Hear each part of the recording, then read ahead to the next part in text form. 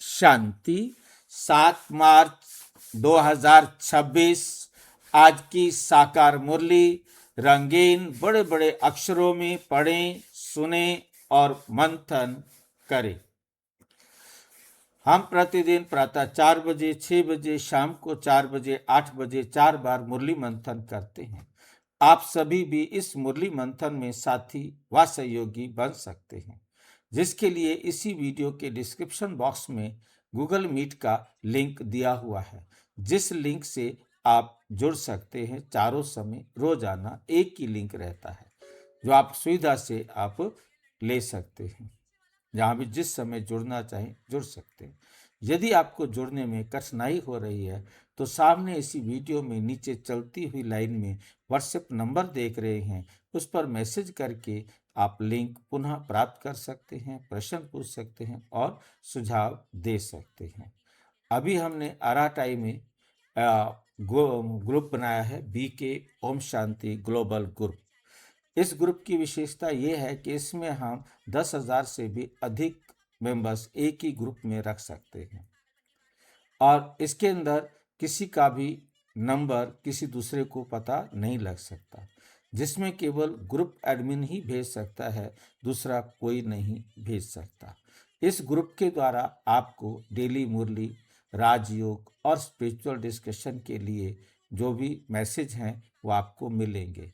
आप इस ग्रुप के अंदर भी जुड़ सकते हैं और इसी ग्रुप में जुड़ने के बाद आप अपना वहाँ भी लिंक प्राप्त करने के लिए मैसेज दे सकते हैं। अच्छा, इस ग्रुप को आप QR कोड को कॉपी करेंगे तो लिंक आ जाएगा, उस लिंक से आप जुड़ सकते हैं। नीचे जो लिंक लिखा हुआ है उसको आप फोटो लेकर के आप उस लिंक को भी कॉपी करके कहीं भी पेस्ट करेंगे तो आप उससे भी जुड़ सकेंगे अराटाई में। ओम शांति। आज की साकार मुरली का सार। मीठा मीठा बाबा कहते, मीठे बच्चे तुम इस समय बाप के साथ सेवा में मददगार बने। मीठे बच्चे तुम इस समय बाप के साथ सेवा में मददगार बने हो, इसलिए तुम्हारा सिमरण होता है, पूजन नहीं। क्यों? क्योंकि शरीर अपवित्र है। इस समय तुम्हारा सिमरण होता है, पूजन नहीं, क्योंकि शरीर अपवित्र है। लाइन समझ में आई है? इस समय जो तुम पुरुषार्थ करते हो, बाबा जैसे पुरुषार्थ करते हैं आकर, बाबा आकर ज्ञान सुनाते हैं, आप उस ज्ञान को सुनकर अपने जीवन में धारण करके सबको बाप समान देने में सहयोगी बनते हो। इस उसी प्रकार से शिव बाबा को भी जैसे गायन करते हैं, उनका गुणगान गाते हैं, ऐसा तुम्हारा भी गुणगान गायन करेंगे, सिमरन करेंगे, याद करेंगे, परंतु पूजन नहीं करेंगे। पूजन क्या कब होता है? जब तुम पूज्य बनते हो सतयुग के देवी देवता के रूप में, फिर तुम्हारा पूजन बनता है, पूजनीय बनते हो द्वापुर में, और फिर पुजारी बनते हो आप कलयुग में। क्यों आपका सिमरण मतलब माला जपी जाती है? क्यों सिमरण किया जाता है? सिमरण का मतलब सिमरनी से है, सिमरनी माला को कहा जाता है। जैसे शिव बाबा के साथ तुम बच्चों को भी याद किया जाता है।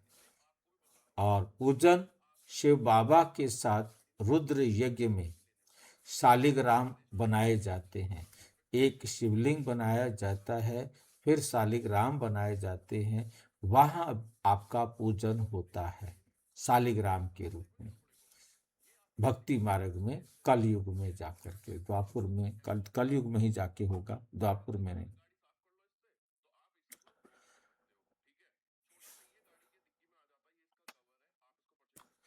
अब क्यों नहीं होता? क्योंकि अब हमारा शरीर तो पतित है। पूज्य तो हम सतयुग में बनते हैं, जब हम आत्मा भी पवित्र होते हैं, हमारा शरीर भी पवित्र होता है, उस रूप का पूजन किया जाता है। आत्मा का पूजन नहीं होता, आत्मा का केवल सिमरण होता है, या शालिग्राम के रूप में शिवलिंग के साथ रुद्र यज्ञ में पूजन होता है। उसका जिक्र यहाँ बाबा ने नहीं किया, क्योंकि मैं देख रहा था कि शिव बाबा आत्माओं का पूजन होता है कि नहीं होता।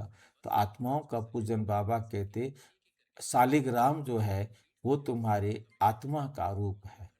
पर एक शिवलिंग बनाते हैं बड़ा, और छोटे छोटे गोले बनाते हैं, वो शालिग्राम कहलाते हैं। आत्मा का पूजन जड़ चित्रों में सतयुग में और त्रेता में नहीं होगा, द्वापर कलयुग में जाकर के पूजन होगा शालिग्राम के रूप में। यहाँ बाबा ने उसका जिक्र नहीं किया, बाबा को उसकी ज़रूरत नहीं थी। बाबा जो कहना चाहते होंगे सामने बैठे हुए भाई बहनों के सामने, और उसमें से प्रश्न निकाल कर दिया है, तो उसमें ये है। तो कौन सा नशा तुम बच्चों की बुद्धि में निरंतर रहना चाहिए? हम शिव बाबा के बच्चे हैं, उनसे राजयोग सीख स्वर्ग की राजाई का वर्षा लेते हैं। यह नशा तुम्हें निरंतर रहना चाहिए। विश्व का मालिक बनना है तो बहुत खबरदारी से पढ़ना है, बहुत खबरदारी से पढ़ना है, पढ़ाना है और पढ़ाना है। कभी भी बाप की निंदा नहीं करानी। ऐसा कोई काम नहीं करना जिससे बाप की निंदा हो। किसी से भी लड़ना झगड़ना नहीं है। तुम कोड़ी से हीरे जैसा बनते हो तो अच्छी रीति ज्ञान की धारणा करनी है। कोड़ी से हीरे जैसा बनते हो, कहा तुम बिल्कुल कोड़ी, कोई वैल्यू नहीं थी तुम्हारी, और अब तुम हीरा बनते हो।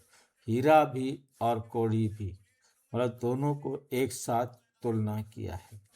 हीरे जैसा बनते हो, हीरे जैसा बनना माना बेदाग बनना, जिसमें कोई दाग ना हो।